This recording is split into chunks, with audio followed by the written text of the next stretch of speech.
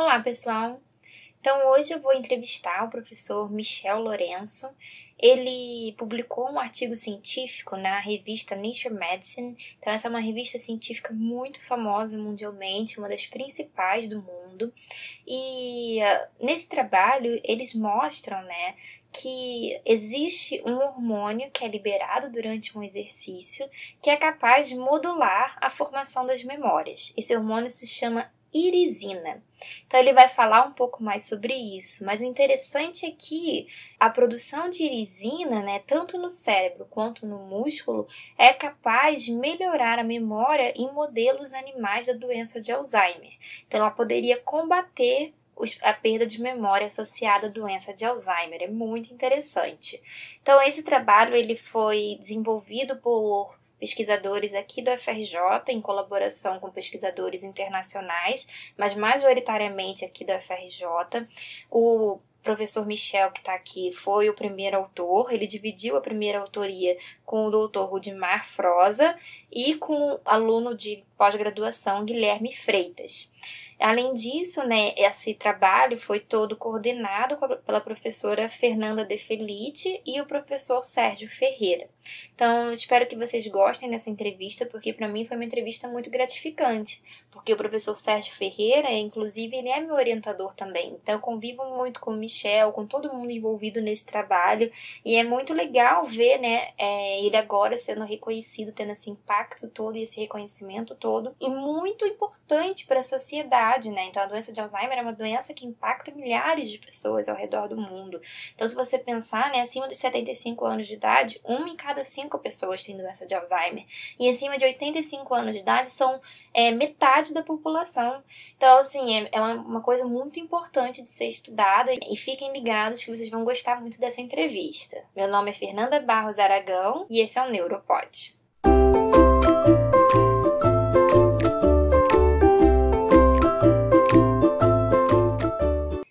Michel, a primeira coisa que eu queria que você contasse pra gente é um pouco sobre você, da sua trajetória, como que você começou na ciência e de onde que veio esse projeto. Bom, eu sempre tive interesse desde criança, acho que por ciência, sempre me interessou, isso falando de experimentos em física, química, aquelas coisas que criança faz, às vezes de brincar, fazer pequenos experimentos em casa, sempre me interessou. E com o passar do tempo, na escola, eu fui me interessando por biologia. Bastante por biologia. Mas eu não sabia exatamente, longe de saber o que um biólogo fazia, ou o que um cientista de verdade fazia, no laboratório. A gente sempre começa assim mesmo, a gente nunca sabe até entrar. Exatamente. E também gostava muito da ideia de ser professor. E naquele momento eu queria ser professor de escola, de ensino médio, fundamental, enfim, Por isso, assim, depois de pensar um pouquinho, eu resolvi fazer biologia. Resolvi me inscrever no vestibular para fazer biologia. Gostava do conteúdo, gostava da disciplina e queria ser professor.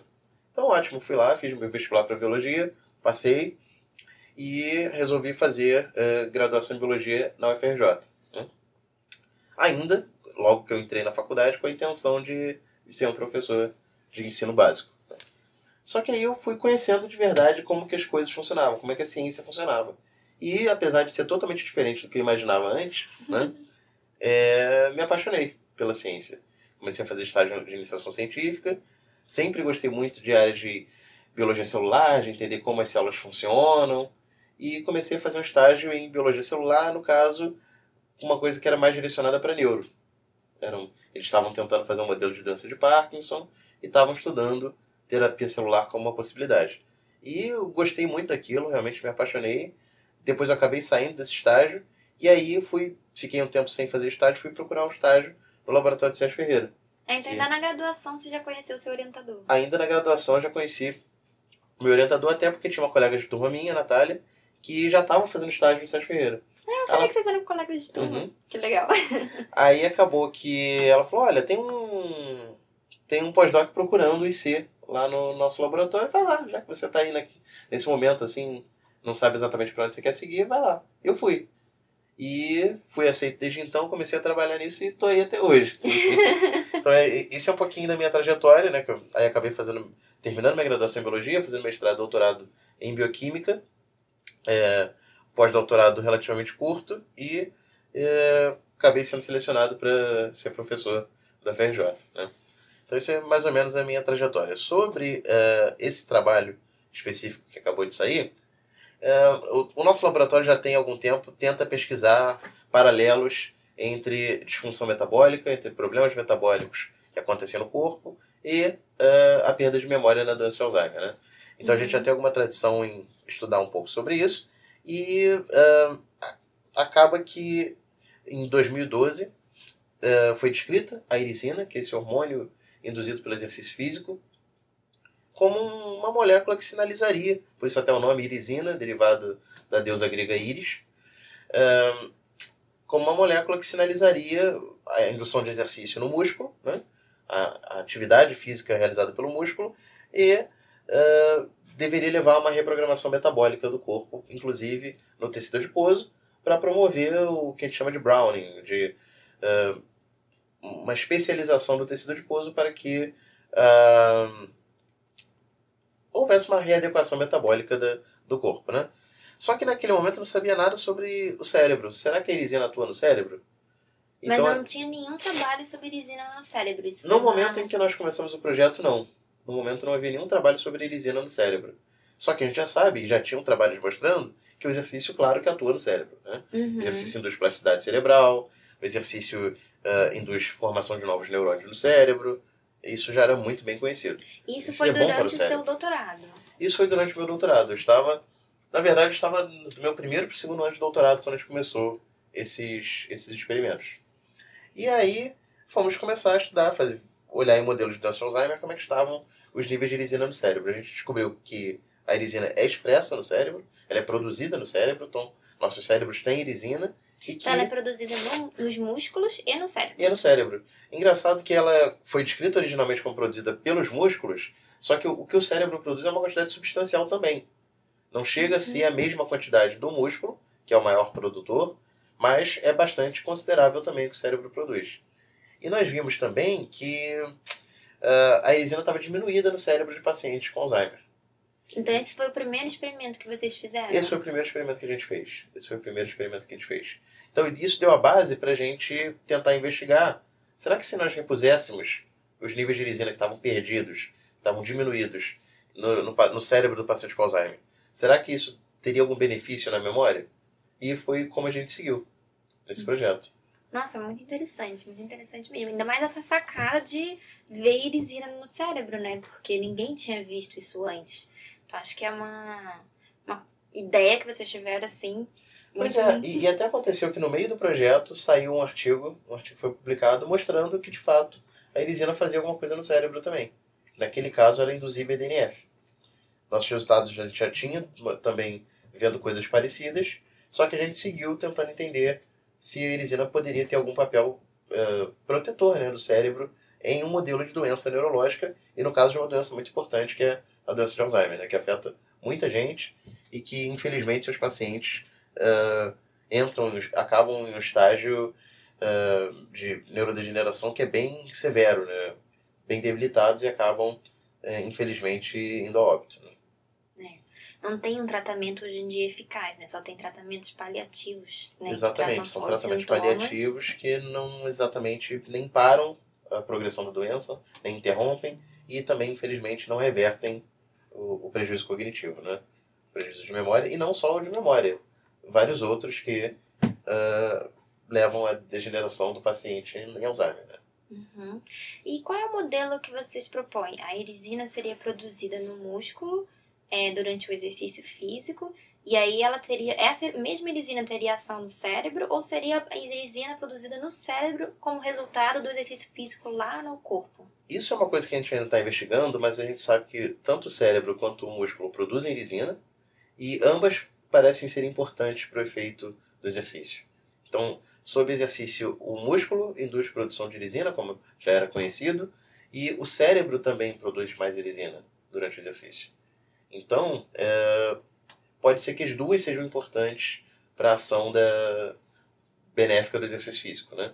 Entendi. Então é isso que a gente está propondo no momento, mas a gente quer investigar exatamente qual que é de onde vem a irisina de fato, que é responsável pelo efeito benéfico, né? E essa irisina, né? Não importa mais qual é a fonte, né? Vindo do músculo ou do cérebro, mas chegando lá, o que ela faz no cérebro? Então, a gente ainda não tem grandes detalhes mecanísticos moleculares, mas a gente sabe, o que a gente mostrou nesse trabalho, é que a irisina fortalece as sinapses, fortalece a comunicação entre os neurônios. Então, a comunicação entre os neurônios ela é bem prejudicada na doença de Alzheimer, e isso deve estar por trás da perda de memória que os pacientes têm.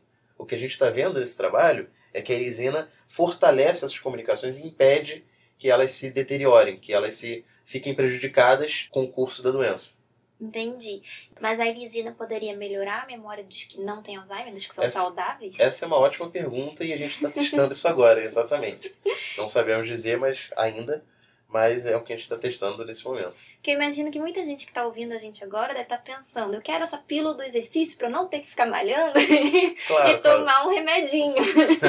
Exercício é uma coisa que é muito complexa, ela dispara diversos processos, né? Então, certamente, não é só a irisina que está respondendo por todo o efeito do exercício, né? Por isso que é importante se exercitar, né? Para você conseguir liberar todo o potencial de moléculas que são benéficas para o corpo. Agora, em se tratando de um paciente com Alzheimer, por exemplo, vários deles já não conseguem mais fazer exercício, né? Por isso que é importante a gente tentar identificar essas moléculas do exercício para a gente ter uma pílula do exercício que traga os benefícios similares, pelo menos, né, a de quem consegue se exercitar, que eventualmente podem interromper ou pelo menos reduzir a progressão da doença, né? Acho que esse é um objetivo importante. E assim, esse exercício físico, ele seria de que tipo? O que nós testamos foi exercício aeróbico, né? Então, a gente não tem certeza ainda se o exercício anaeróbico de força, né, por exemplo, fazer musculação, traria exatamente os mesmos benefícios. É possível que sim, mas isso ainda precisa ser melhor investigado, né? Então, o que a gente investigou foi o exercício aeróbico. No nosso protocolo com animais de laboratório foi natação. Então põe os ratinhos para nadar. Nós colocamos os ratinhos para nadar, exatamente. Há evidências de que outros protocolos de exercício aeróbico, como corrida em esteira, trariam os mesmos benefícios. E quanto tempo e qual a frequência que tem que fazer o exercício? Olha, quando nós começamos esse estudo, nós queríamos tentar maximizar a chance de ver se tinha algum efeito protetor. Então, nós estabelecemos um protocolo crônico para os camundongos, né, para os ratinhos de laboratório. Nós utilizamos 1 hora por dia de natação, 5 vezes por semana, durante 5 semanas. Né, e vimos o efeito protetor. Só que depois, ao longo do desenvolvimento do projeto, a gente viu que menos atividade física também tinha o mesmo efeito. Menos quanto, assim? Menos quanto? 3 vezes por semana, durante 2 semanas, por exemplo, já era suficiente para aumentar os níveis de irisina e trazer os benefícios na memória. E se ele fizesse o exercício durante essas 2 semanas e depois parasse? Como é que vocês chegaram a ver isso? Se depois diminuía? Nós não chegamos a fazer exatamente esse tipo de experimento. Certamente vai diminuir, você vai reduzir os níveis de irisina de volta. Fazer exercício é sempre bom, nunca é ruim, né? Mas o ideal é que o exercício seja regular e continuado, né? Porque a interrupção do exercício em determinado período de tempo leva à perda dos benefícios que você ganharia com o exercício, né?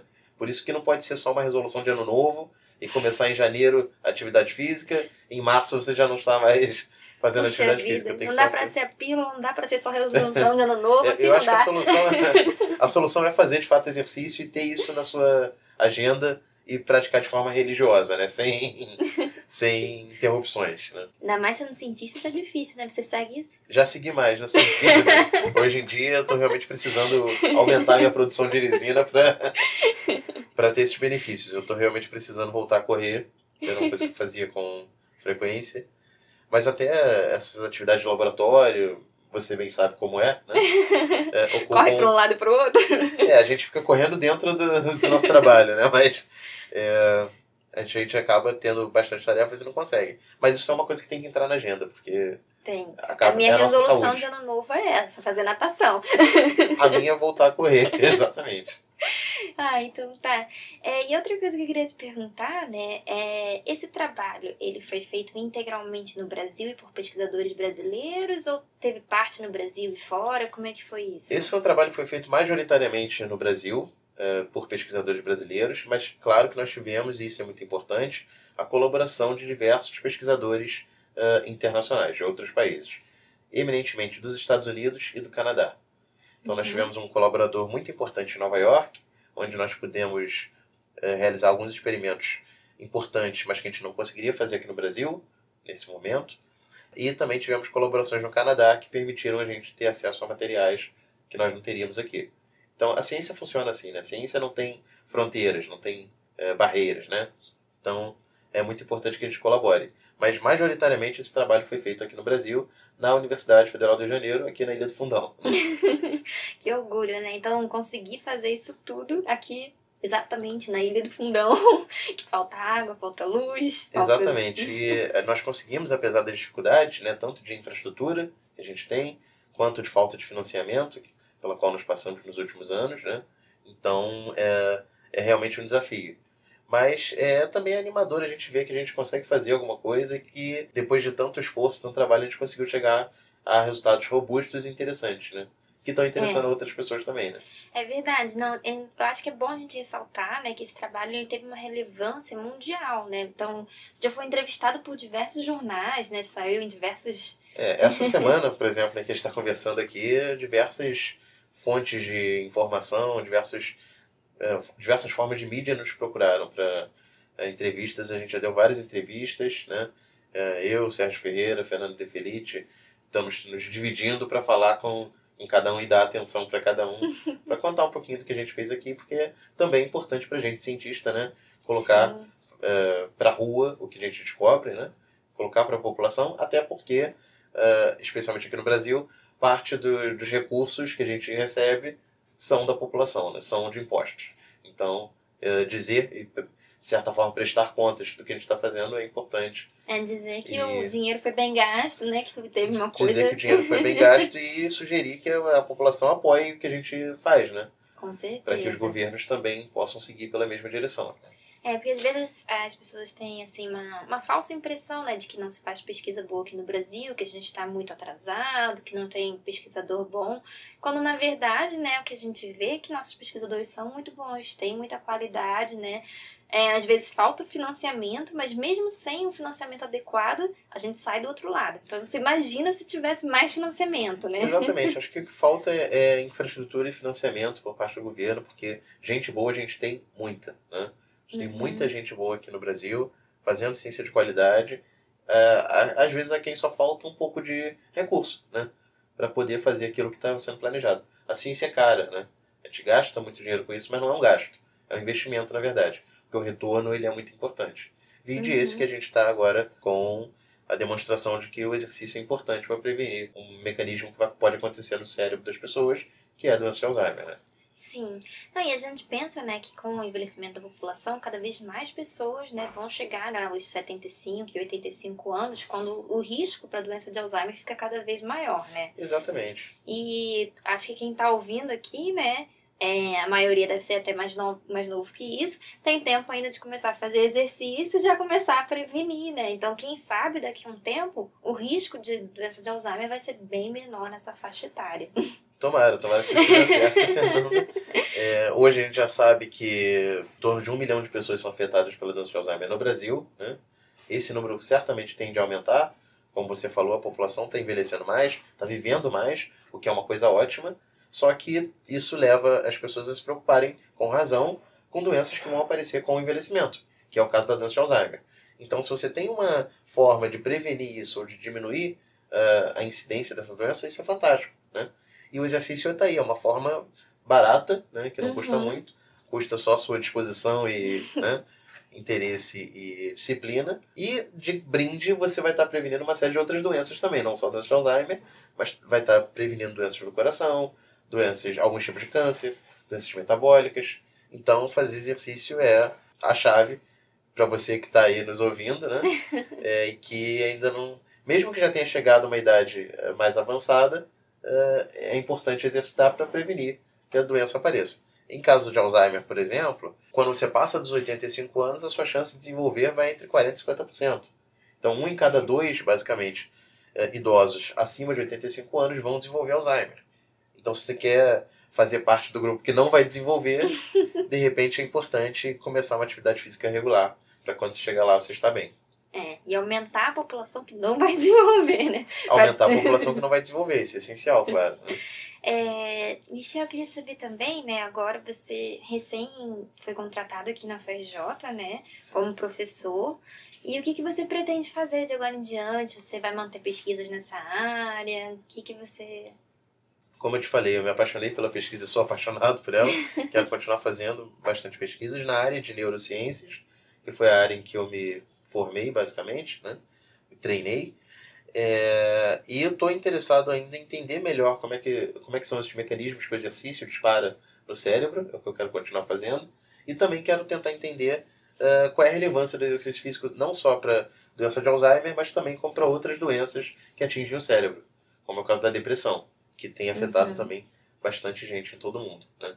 Então eu pretendo já seguir... tem alguns trabalhos também falando que o exercício pode atenuar a depressão. Exatamente, né? o exercício pode atenuar a depressão. E especialmente se são casos mais leves de depressão, às vezes o paciente nem precisa tomar nenhum medicamento. Se ele seguir uma rotina regular de exercícios, às vezes ele não tem mais crises e períodos depressivos só fazendo exercício. A gente quer entender como e tentar maximizar essa chance, né, de que ele não tenha eventos depressivos. A outra coisa que eu queria te perguntar, né, é que nesse trabalho que vocês publicaram agora, a gente vê que com o tempo, né, com a idade, os pacientes saudáveis, eles aumentam a quantidade de erisina no cérebro. Exatamente. E como que isso se relaciona, assim, né? Porque a erisina seria boa para a memória, mas a gente vai ficando velho e vai ficando esquecido. Isso vocês ainda vão pesquisar? Nós ainda estamos tentando entender o que isso representa, mas em princípio isso poderia significar uma compensação, na verdade. Como o cérebro vai passando cada vez mais por processos danosos, degenerativos, talvez aumentar a quantidade de irisina que você produz ao longo do envelhecimento seja uma estratégia de compensar os danos que a gente vai tendo no cérebro, que todo mundo sofre, e que não necessariamente vão levar ao desenvolvimento de Alzheimer, por exemplo. Mas que se você mantém os níveis altos de irisina ou aumenta eles ao longo do tempo, você pode pelo menos tentar compensar esse enfraquecimento das sinapses, das comunicações entre os neurônios, mantendo elas fortes. Né? E, assim, a faixa etária que o exercício seria melhor, ele seria talvez melhor quando a pessoa já está envelhecendo e já tem os níveis mais altos de irisina, que isso seria potencializado, ou seria melhor iniciar mais cedo, já tem isso claro, faz diferença? Olha, não sei se tem algum estudo que estudou isso, que analisou isso de forma organizada e seriada, mas o exercício sempre é bom. Enquanto você pode fazer e não tem nenhuma contraindicação médica, é sempre bom fazer exercício. O que a gente especula é que o exercício também ele não vai induzir só a produção de irisina. E tem algumas moléculas que são produzidas que você precisa de mais tempo para que esse aumento crônico aconteça. Então a recomendação é praticar exercício desde cedo, se possível. Né? Mas, falando em termos de irisina, a gente ainda não sabe qual é a melhor faixa etária para isso acontecer. O importante é manter os níveis altos de irisina. Então acho que o recado, né, geral já foi dado, né? Fazer exercício, não ser só resolução do ano novo, embora também começar agora pode começar no Nunca é novo, tarde para começar, nunca né? é tarde. E obviamente com acompanhamento médico para não ter nenhum problema, né? Então eu queria agradecer o Michel por ter vindo aqui, dado esse tempo pra gente, porque como ele falou, né, ele tá dando um monte de entrevistas em todos os lugares. E você queria falar mais alguma coisa? Não? Eu quero reforçar a mensagem do exercício, né? Isso ainda, esse nosso trabalho ele é bastante importante para mostrar como o exercício funciona. Ainda não quer dizer que deve-se procurar e administrar irisina em pacientes com Alzheimer. Tem um longo caminho até a gente chegar a testes clínicos. Um longo caminho ainda a chegar a uma pílula do exercício, mas a gente está caminhando nessa direção e isso é bastante importante. Uma coisa que eu esqueci de perguntar, esse longo caminho, como que ele funciona? Como que traduz o que vocês já fizeram, né, e chega até os pacientes? Sim, então a primeira implicação imediata é como que já dá para começar a fazer, que é exercício, né? Reforça a nossa sugestão para que as pessoas se exercitem.